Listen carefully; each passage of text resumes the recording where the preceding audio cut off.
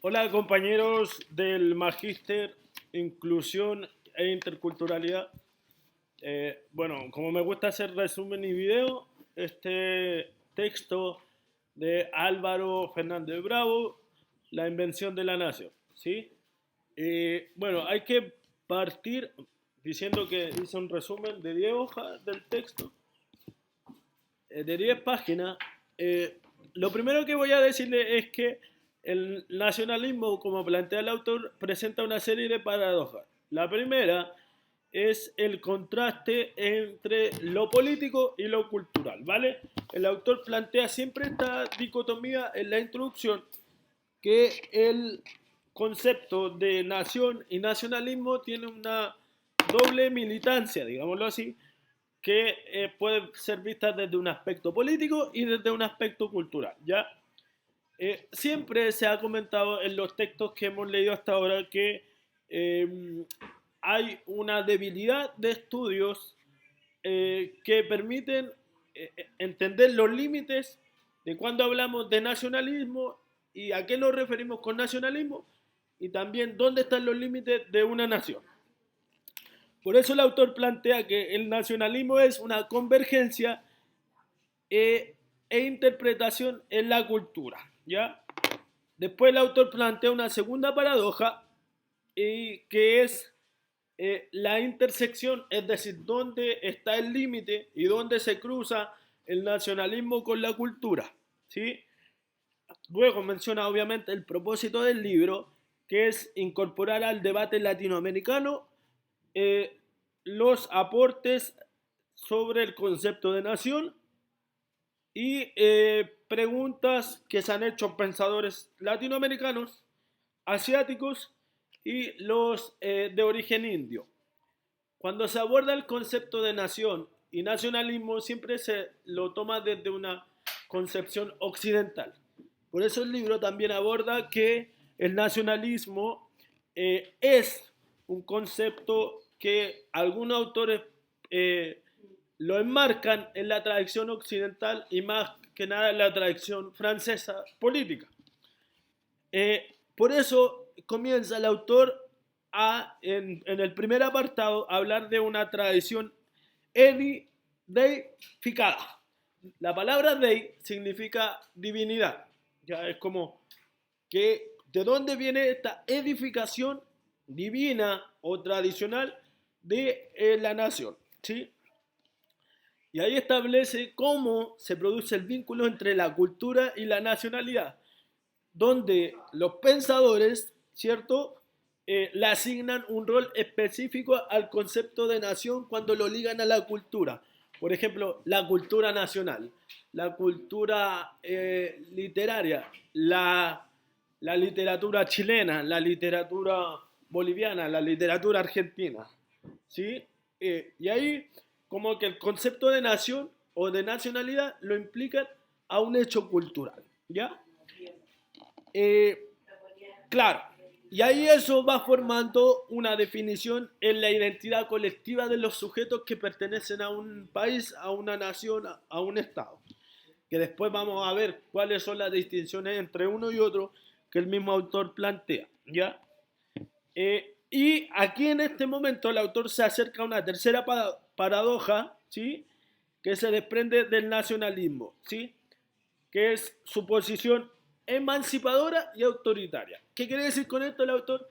Que el nacionalismo tiene una tercera contraposición que por un lado ha generado, ¿verdad?, los movimientos emancipatorios o de independencia en muchos países, pero que a la vez genera autoridad. Por ejemplo, si viene un extranjero a Chile, lo cierto es que se ve con malos ojos por los nacionales, ¿sí? Porque crea una voz de autoridad. Entonces es como una dicotomía, es una contradicción, que si bien es cierto, colaboró el sentimiento nacionalista a que se independizaran muchos países, la verdad es que eso a la larga trae consigo que si viene un extranjero o viene otra persona que no es de tu nación, se sienta un sentimiento, en muchos casos, cuando el nacionalismo es exacerbado, de rechazo, ¿ya? Eso el autor plantea bastante ejemplos, ¿sí? Por eso el autor dice que el nacionalismo y la nación tienen una condición camaleónica. Ya ustedes saben que los camaleones cambian de color, se adecúan y se mimetizan en el ambiente, ¿sí? Por eso que muchos nacionalistas levantan banderas contra la opresión con garantía de los principios de igualdad de derechos, pero también eso mismo ayuda a justificar cuando llega un extranjero para expulsarlo, ¿sí? E intentan, a pesar de que el nacionalismo en sus comienzos quiso como aglutinar a muchas personas, a generar una homogeneidad cultural desde el punto de vista de la nación, ¿sí? Luego el autor plantea que la idea de nación surge en un entramado discursivo donde el nacionalismo, incluso el Estado, son actores con una misma aparición conceptual. Muchas veces, y los autores que trabajan en el texto, más adelante describen el proceso de formación del Estado-Nación, ¿sí? El autor después nombra el nacionalismo como fase, ¿sí? Eh, Smith y Whitson en el año 94 acuñaron este concepto de el nacionalismo definido como camaleónico, ¿sí? Es una conceptualización fronteriza y antagónica en su provecho, ¿ya? Eh, ¿Qué quiere decir con esto? Que el nacionalismo se va mimetizando dependiendo de las condiciones políticas y sociales a cual se enfrente el país, ¿ya? Por ejemplo, habrá momentos de un nacionalismo exacerbado, ¿verdad? Como lo tuvimos hace poco con el proceso constituyente, o habrá procesos en los cuales el nacionalismo parece ser más atenuado y parece ser algo más negativo, como el nacionalismo o el ultranacionalismo que vivimos también hoy en día, sobre todo en países europeos, ¿ya? En la primera parte, donde el texto habla de los fundadores, en la parte uno dice genio nacional y medio ambiente, que lo escribe Johann eh, Gottfried von Herder, dice que ningún hombre, por lo demás, es una sustancia independiente. ¿Ya? No somos independientes, somos seres gregarios, ¿sí? Y todo se concentra en que estamos en intercomunicación con la naturaleza. Todo el género humano se halla en metamorfosis, dice el autor de este texto, del primer texto. Después dice, la palabra raza induce a pensar en una diversidad de origen que no corresponde. O sea, tenemos que eliminar la palabra raza de nuestros vocablos, ¿sí? Eh, todo, grupo todo grupo étnico es homogéneo ya en un pueblo. Tiene su cultura nacional lo mismo que su idioma. Ya, por lo tanto, hablar de raza ya no cabe en los estudios ni sociológicos ni antropológicos. Eso hay que dejárselo para una rama de la ciencia que es la se me olvidó el concepto, pero tiene que ver con lo biótico, ¿sí?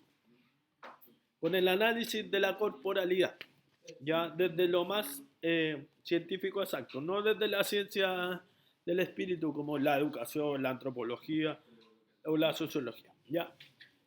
Después el autor se pregunta qué es el clima y qué efecto tiene sobre la formación del cuerpo y el alma del hombre.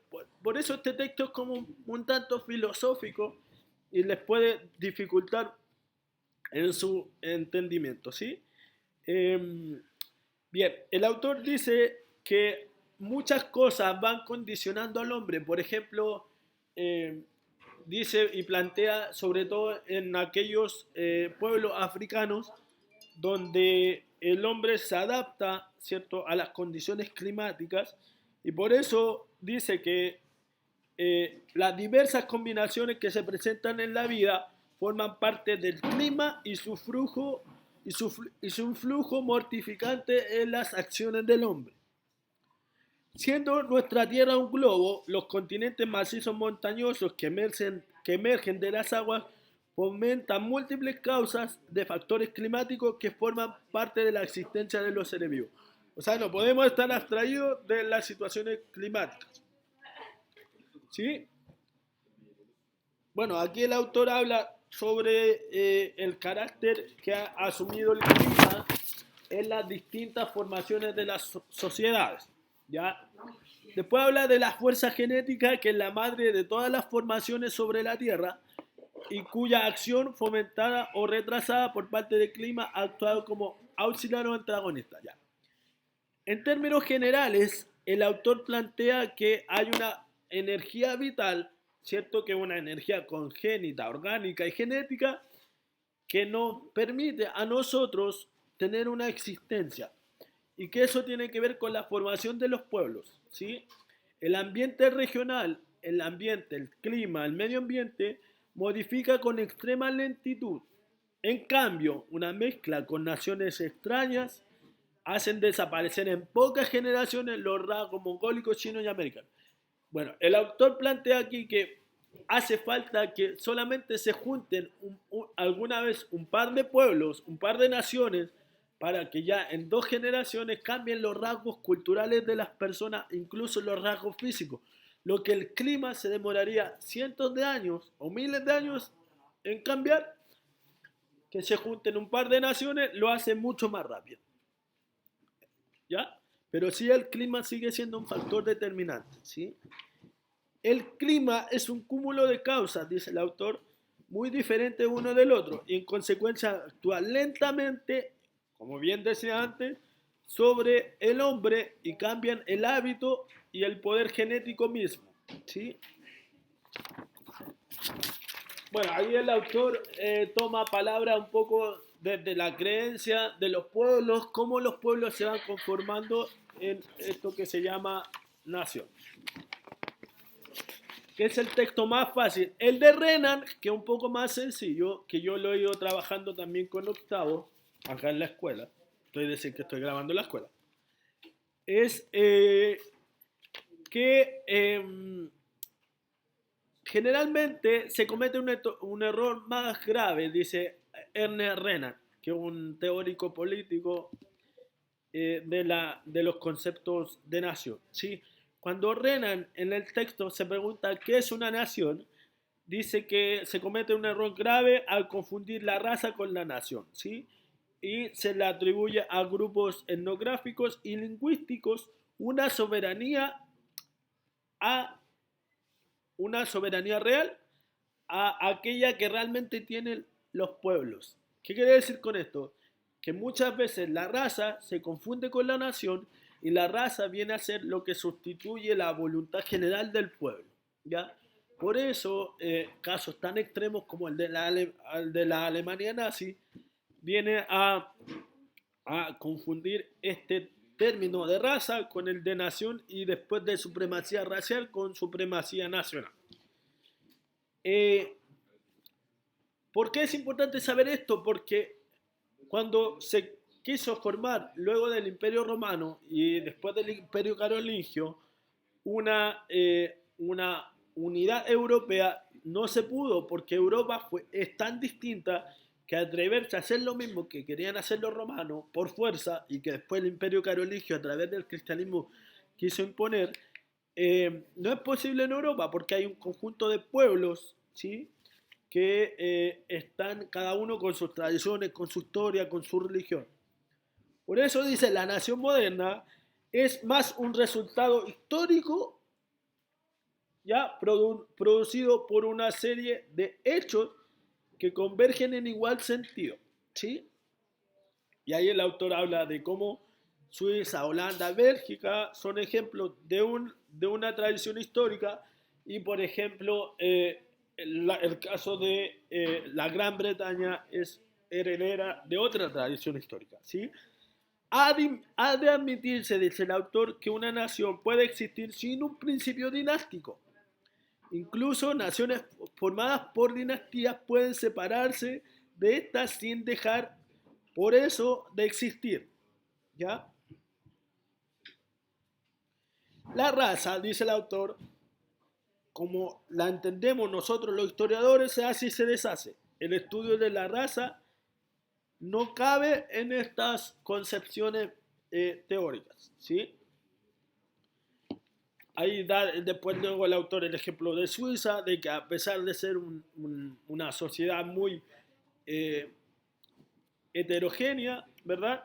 Logra, por principios de lengua, por comunidad de costumbre, amalgamarse y formar una nación. Eh, pero aún así ni siquiera la religión o ni siquiera las costumbres son definitorias para consignar qué es una nación.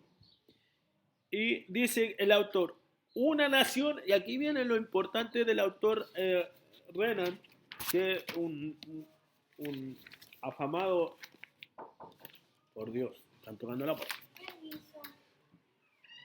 Renan entonces habla de que una nación es un principio espiritual, ¿sí? Resultante de complicaciones más profundas en la historia. Es una familia espiritual. Y esto el autor igual lo viene a determinar en forma importante, ¿ya? Es como un espíritu, es como una forma, es como sentirse en una familia, es como sentirse acogido de... es como sentirse acogido dentro de un lugar y aparte de sentirse acogido, sentir que uno pertenece a ese lugar. Por eso los vínculos con la nación son tan importantes, ¿ya? Y destaca Renan que la nación es un alma, tiene un principio espiritual, ¿ya? Una parte de la nación evoca al pasado, a lo que fuimos antes, y una parte evoca a lo que somos ahora, ¿ya? La nación está ligada de ricos recuerdos y eso nos emociona, nos hace sentir que pertenecemos y que tenemos algo por lo cual luchar. Y otra, dice el autor, es el consentimiento actual, el desear pertenecer a una nación, ¿sí? Y de seguir haciendo valer estas cosas que nos unen, ¿ya? Por eso tanto amor a la bandera en algunos países, incluido esto. Siempre cuando uno lee, tiene que hacerlo con esa visión crítica, ¿ya? De que Renan también fue usado en muchos países o sigue siendo usado para el nacionalismo exacerbado, ¿sí? Y después destaca el autor que el nacionalismo es una gran solidaridad construida por el sentimiento de los sacrificios de aquellos que han hecho antes. Ya supone un pasado, pero se resume en el presente. La existencia de una nación, ya, se pone en cuestionamiento cada día, como la existencia de un individuo en la vida. Y esto quiere decir que tiene que haber un constante feedback entre los individuos y este sentimiento de nación. Por eso, yo no sé si ustedes se acuerdan, compañeros del magíster, compañeros y compañeras, cuando en el proceso de cierre de campaña hubo un acto en Valparaíso y estas actrices trans se sacaron del trasero una bandera chilena. Ya, eso causó mucho impacto, positivo y negativo, no lo vamos a juzgar, pero impacto en los sentimientos nacionales. ¿Por qué? Porque las naciones no son algo eterno, en el consciente, en el inconsciente está de la sociedad el cuidar esta nación.